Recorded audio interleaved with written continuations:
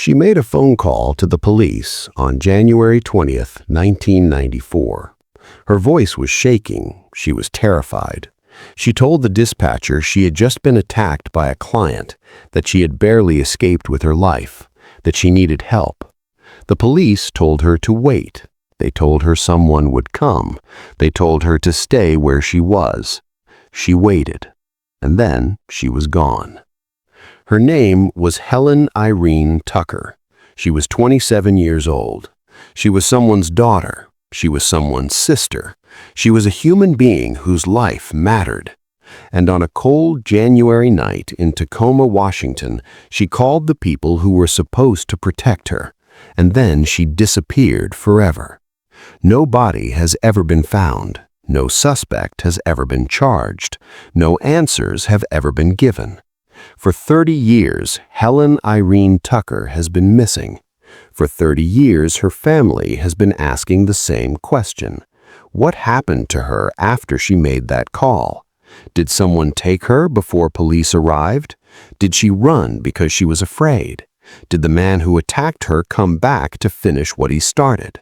Or did something else happen? Something darker? Something that the people who were supposed to help her don't want to talk about? This is her story. This is the story of a woman who asked for help and got silence instead. This is the story of a case that should have been solved decades ago, but remains cold, forgotten, buried under bureaucracy and indifference. And this is the story of why we must not let Helen Irene Tucker be forgotten. To understand what happened to Helen Tucker, you need to understand who she was and the world she was living in. Because Helen's life was not easy. She was not a woman with privilege or protection. She was not someone who had safety nets or support systems. She was surviving in one of the most dangerous ways a woman can survive. Helen Irene Tucker was born on November 21st, 1967. She grew up in Washington State in the Pacific Northwest, in an area where the rain never seems to stop, and the gray skies can feel like they're pressing down on you, making everything heavier than it should be. By the time she reached her mid-20s, Helen's life had taken her down a path that millions of women before her and after her have walked, a path marked by desperation, addiction, exploitation, and survival. Helen was involved in street-level prostitution in Tacoma, Washington. She was what law enforcement and society often callously refer to as a sex worker, a prostitute, a woman of the streets. But those labels, those cold and clinical terms, strip away the humanity of who she was. Helen was not a statistic. She was not a stereotype. She was a real person with a real life, with people who loved her, with dreams that probably died a long time before her body did. She was 5 foot 5 inches tall and weighed about 115 pounds. She had brown hair and striking blue eyes. She had scars on her body, physical marks left by a life that had been hard on her. She sometimes used the name Helen Cook, possibly to protect her real identity, possibly because she was trying to distance herself from a past she couldn't escape. She was 27 years old in January of 1994. She should have had her whole life ahead of her. She should have had decades left to turn things around, to get clean if she was using drugs, to find safety, to find peace, to find a way out of the life she was living. But she didn't get that chance. Because on January 20th, 1994, something happened that would end Helen's life, even if we still don't know exactly how or where or when she died. You're watching Hidden Chronicles, not just a channel, but a growing community of critical thinkers and truth seekers. If you value facts over noise and clarity over confusion, make sure you subscribe and turn on notifications so you never miss an update.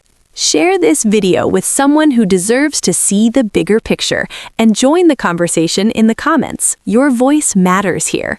Together, we don't just watch the story, we uncover what's hidden.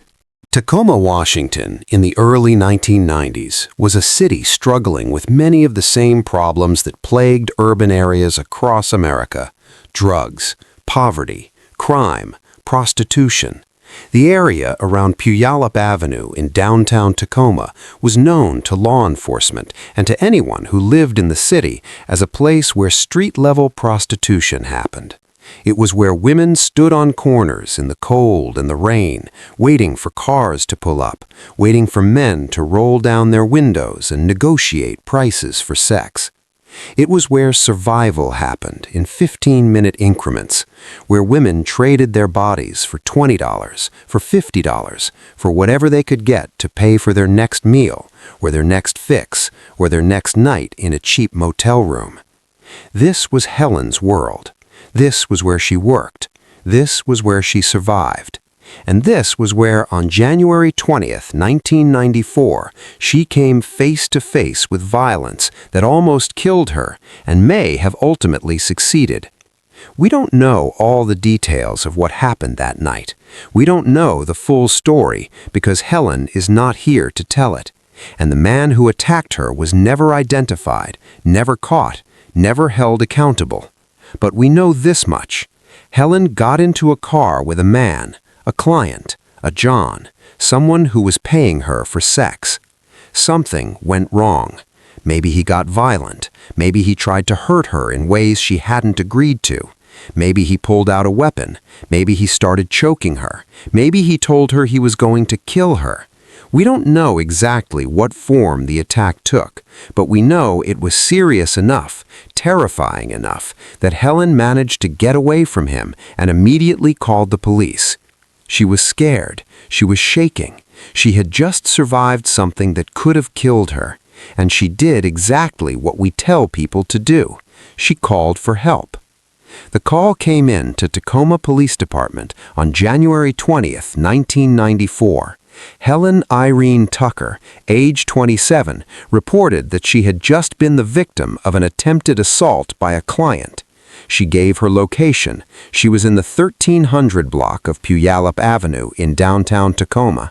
She told them what had happened. She told them she needed help. The dispatcher took the information. The call was logged. And then, what happened? This is where the story becomes murky, where the official record seems to fall apart, where we start to see gaps that should never exist in a case involving a woman who called police to report a violent crime and then disappeared. According to the available information, after Helen made that call to police, she was never seen again. She vanished completely.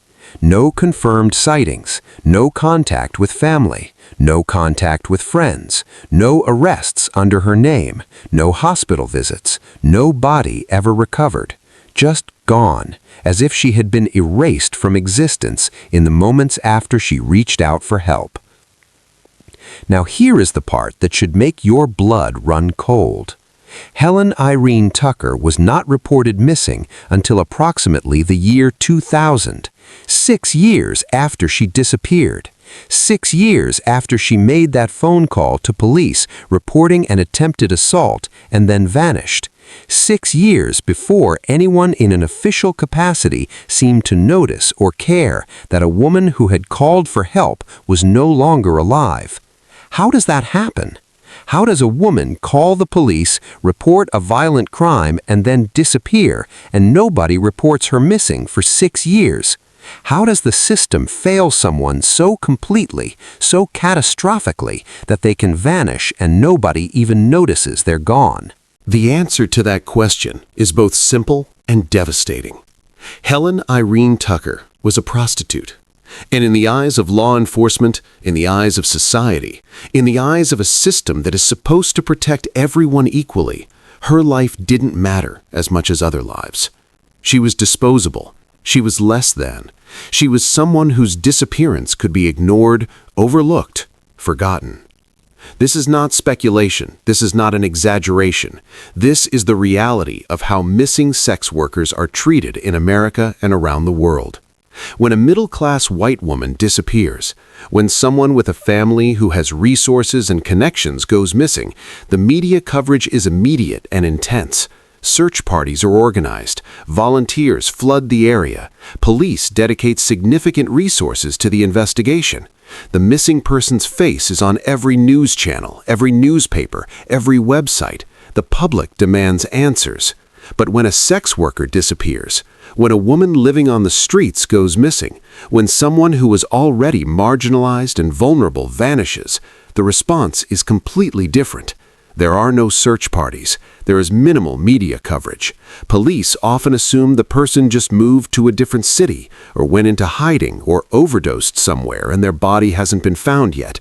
The assumption is that these women don't matter, that their lives are worth less, that their disappearances don't deserve the same level of attention and resources. This is what happened to Helen Tucker. She called for help. She reported a crime. She disappeared. And for 6 years, nobody with the power to do anything about it seemed to care. Let's talk about what we know happened after Helen made that call on January 20th, 1994, and what we don't know, because the gaps in this case are as important as the facts. We know Helen called police and reported an attempted assault. We know she gave her location in the 1300 block of Puyallup Avenue. We know the call was logged and recorded in the system. What we don't know is whether police actually responded to that call. Did officers go to the location where Helen said she was? Did they search for her? Did they take a report in person? Did they try to get a description of the man who had attacked her? Did they try to find the vehicle he was driving? Or did they treat it as a low-priority call from a prostitute and decide it wasn't worth their time? We don't have clear answers to these questions because the records from that night, if they still exist, have never been made fully public. What we do know is that after making that call, Helen Irene Tucker disappeared. She was never seen again by anyone who has come forward. She never contacted her family again. She never showed up in any official records again. She simply ceased to exist. Now, there are several possibilities for what could have happened to Helen after she made that call, and none of them are good. Possibility 1, the man who attacked her came back. Maybe Helen waited for police to arrive, standing on that street corner in the cold January night, watching every car that drove past, hoping to see a police cruiser pull up. Maybe she waited 5 minutes, 10 minutes, 15. And maybe before the police showed up, the man who had just tried to hurt her drove back around the block. Maybe he saw her standing there. Maybe he realized she had called the cops. Maybe he knew he had to silence her before she could identify him. Maybe he pulled up beside her. Maybe he grabbed her.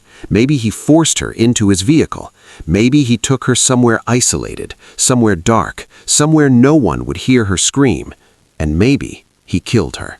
Possibility 2. Helen ran because she was afraid. Maybe after she hung up with the police dispatcher, Helen's survival instincts kicked in. Maybe she realized that staying in one place made her a target. Maybe she was afraid the man would come back. Maybe she was also afraid of what would happen when police arrived, afraid they would arrest her for prostitution instead of helping her, afraid they would treat her like a criminal instead of a victim. So maybe she ran.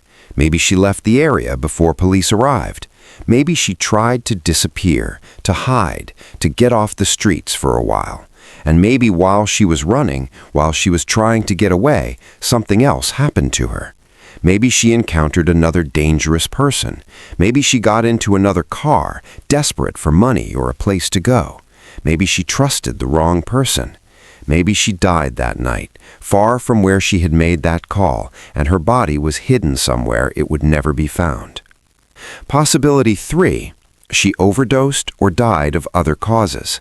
This is the theory that law enforcement often defaults to when sex workers go missing. The assumption is that these women are addicts, that they're living dangerous lives, that they probably just died of a drug overdose somewhere and their body ended up in a dumpster or a vacant lot or the woods. It's the easy explanation. It requires no investigation. It requires no accountability. It allows police to close the file and move on. But even if this is what happened to Helen, even if she did die of an overdose or exposure or some other cause related to her lifestyle, that doesn't explain why she was never found. Bodies don't just disappear. Someone would have found her. Someone would have reported it, unless her body was deliberately hidden by someone who didn't want her to be found. Possibility 4, and this is the darkest possibility, the one that people don't want to consider. Someone in a position of authority was involved. What if Helen called the police that night and someone in law enforcement responded? What if that person or those people decided that a prostitute reporting an assault wasn't worth their time? What if they told her to move along, to stop wasting their time? What if there was a confrontation? What if something happened that should never have happened?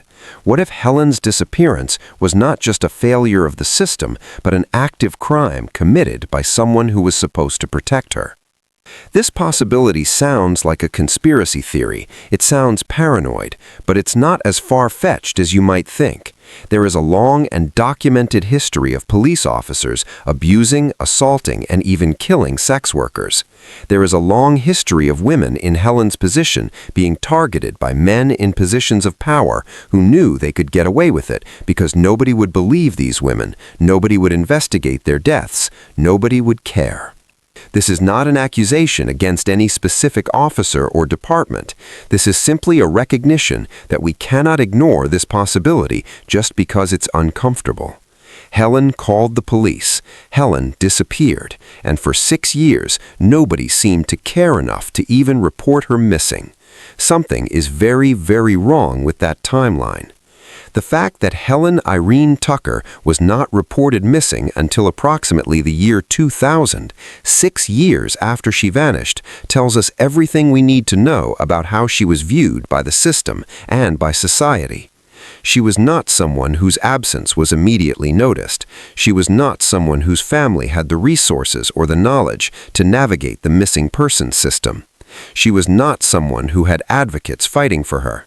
She was a woman on the margins of society, and her disappearance was treated exactly the way disappearances of marginalized people have always been treated throughout history, with indifference, with apathy, with the quiet assumption that she probably deserved whatever happened to her.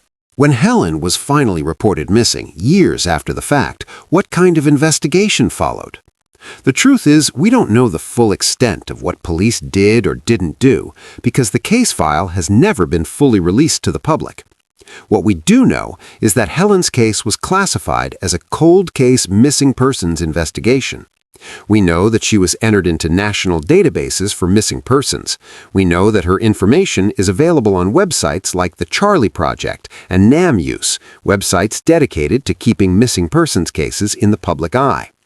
But we don't know if there was ever a serious, sustained effort to find out what happened to her. We don't know if police re-interviewed people who were on Puyallup Avenue the night she disappeared. We don't know if they tried to identify the man who had attacked her. We don't know if they searched areas where bodies might have been dumped. We don't know if they treated her disappearance with the same urgency and resources they would have given to someone from a different background, someone with a different lifestyle. What we do know is that 30 years later, Helen Irene Tucker is still missing. Her body has never been found.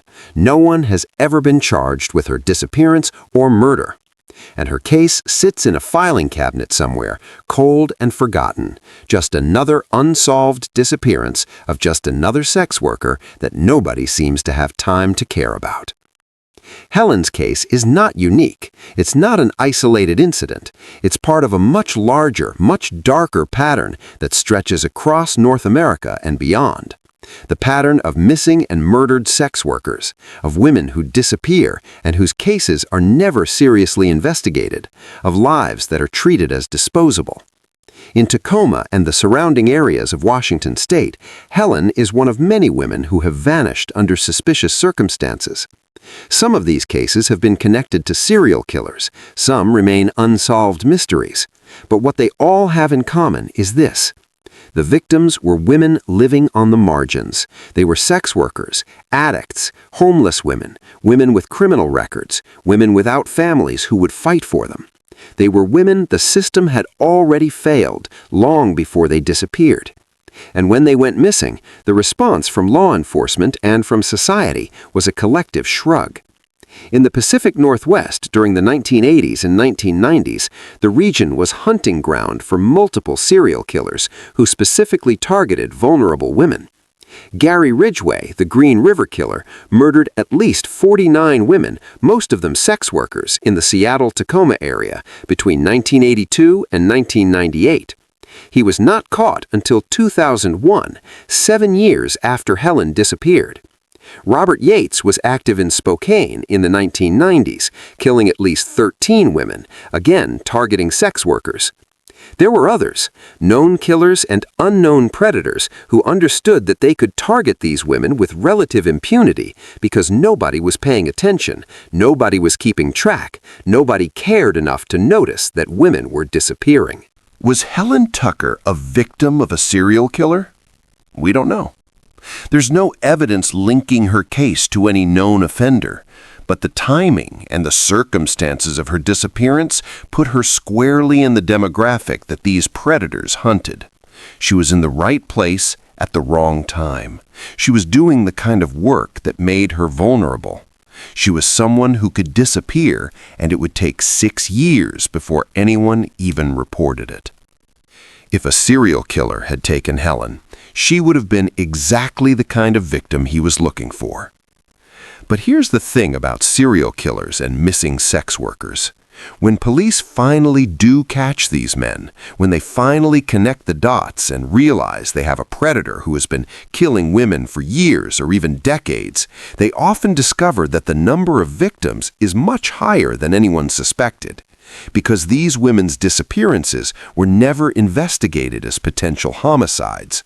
They were written off as runaways, as addicts who overdosed, as women who just moved to another city. Their bodies were never searched for, their cases were never connected, and so the killers kept killing, confident that nobody would stop them, because nobody even noticed what they were doing.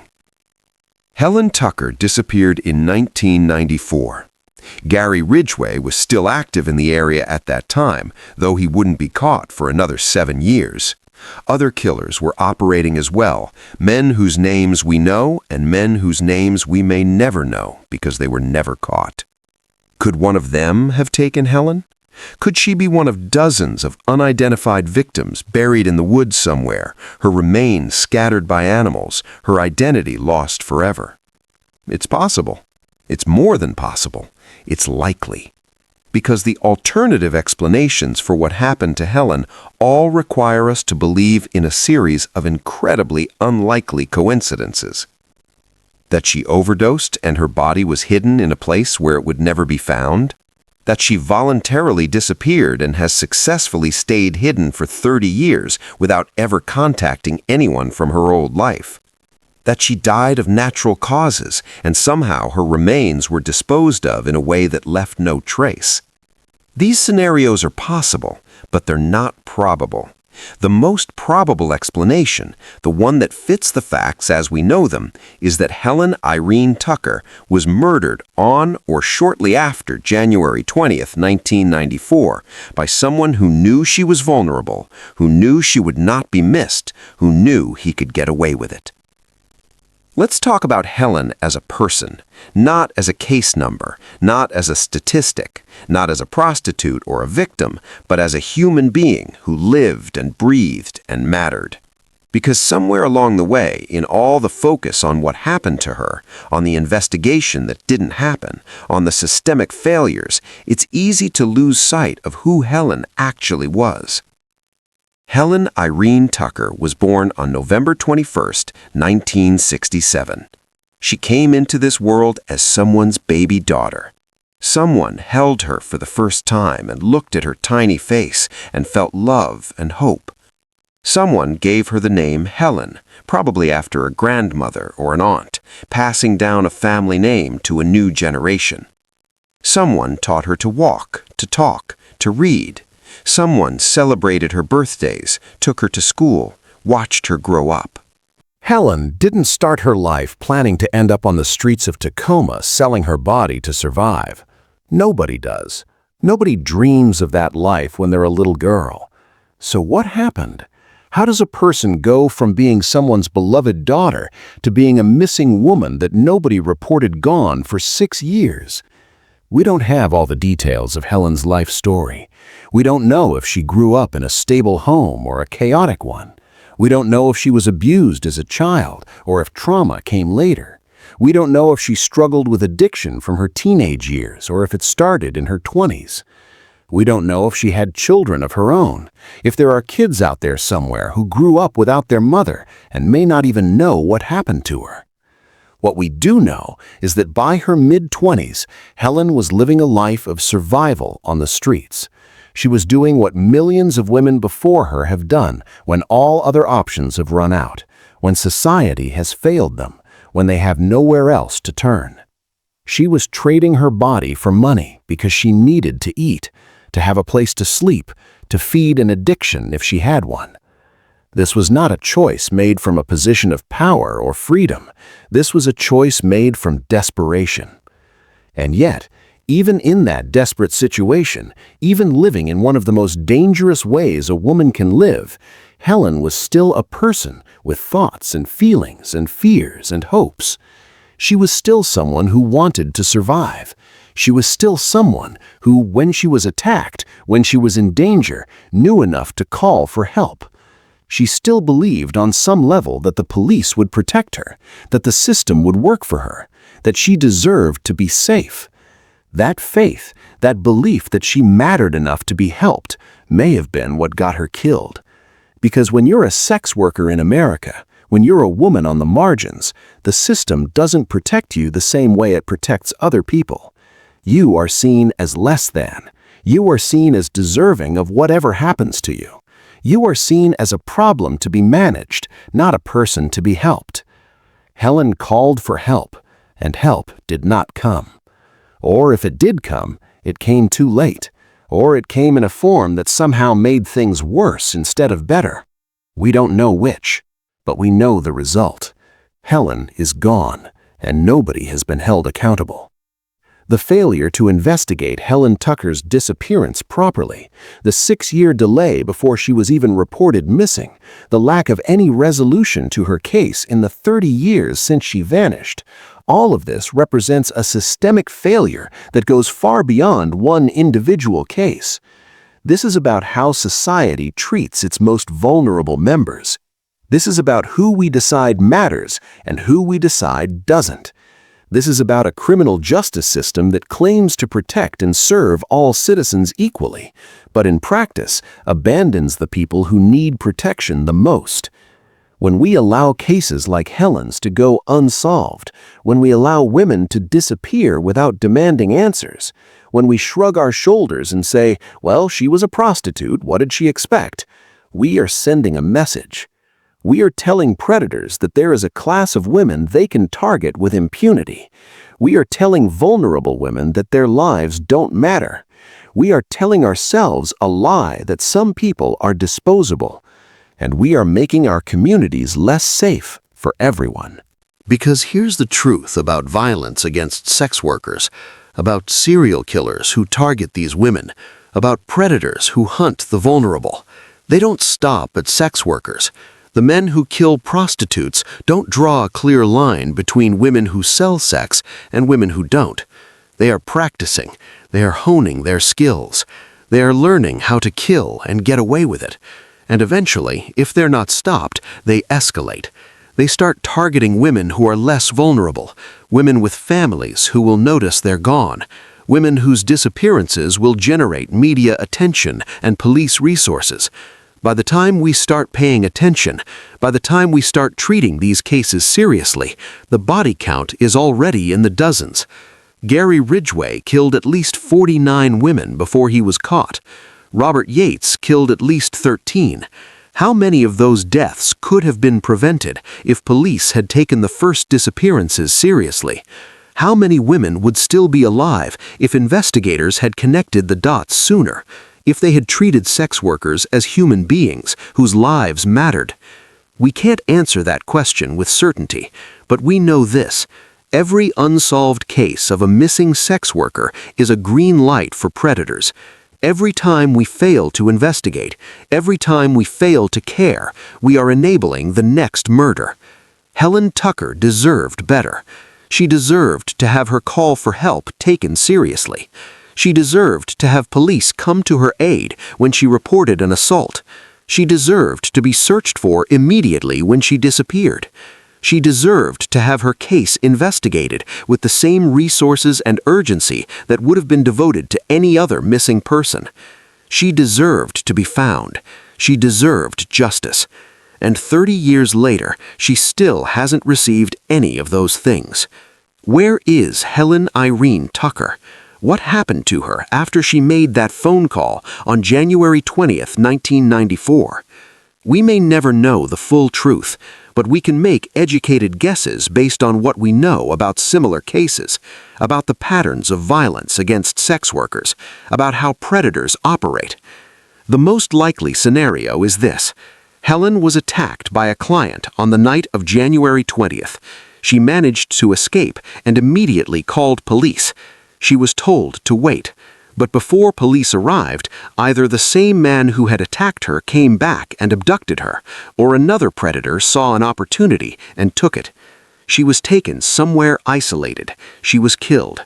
Her body was hidden in a location where it has never been found. This could be a wooded area in the mountains outside Tacoma. It could be buried in a remote location. It could have been dumped in water.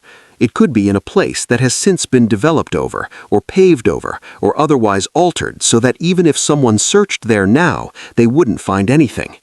The man who killed her, if this is what happened, is likely someone who had killed before or would kill again. He was comfortable with violence. He was organized enough to dispose of a body in a way that it would never be found.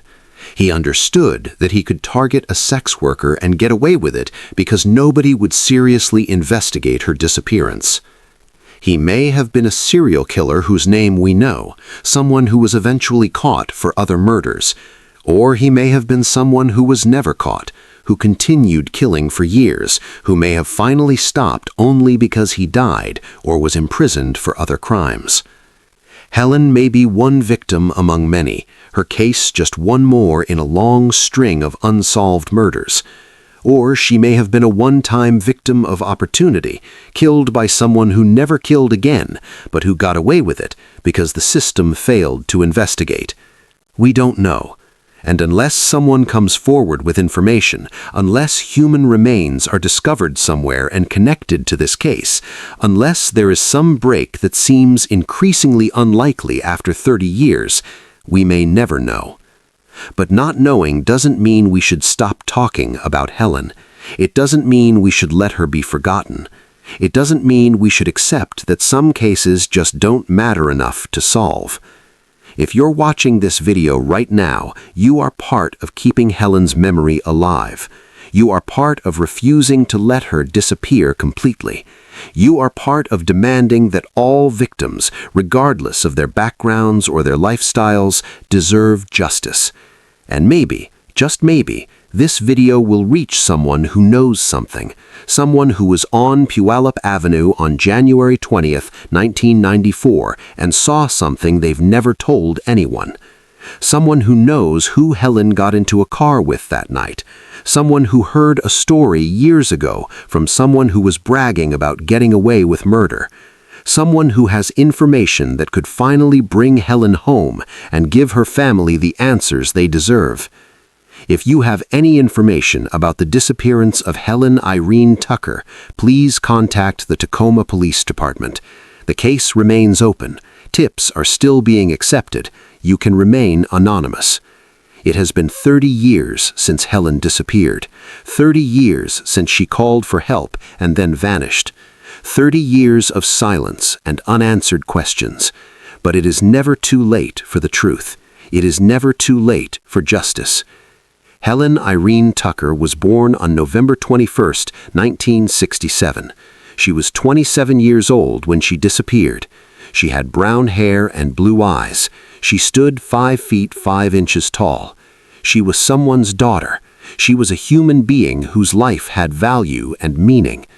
On January 20th, 1994, she called the police and reported that she had been attacked. She asked for help, and then she was gone. For 30 years, Helen has been missing. For 30 years, nobody has been held accountable. For 30 years, her family has been without answers. She deserves better. She deserved better then. She deserves better now.